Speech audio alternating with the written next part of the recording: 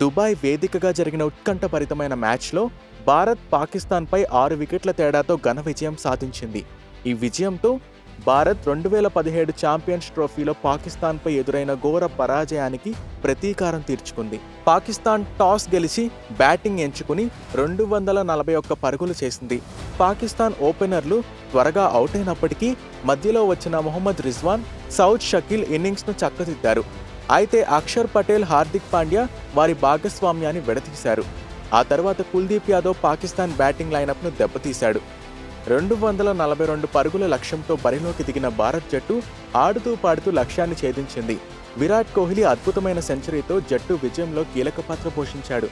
శ్రేయాస్ అయ్యర్ అర్ధ సెంచరీతో రాణించాడు. శుభమ్ గిల్ 46 పరుగులు, రోహిత్ శర్మ 20 పరుగులు చేశారు. ఈ ఓటమితో పాకిస్తాన్ ఛాంపియన్స్ ట్రోఫీ నుంచి దాదాపు నిష్క్రమించింది. న్యూజిలాండ్తో జరిగిన మ్యాచ్లో కూడా పాకిస్తాన్ ఓడిపోయింది.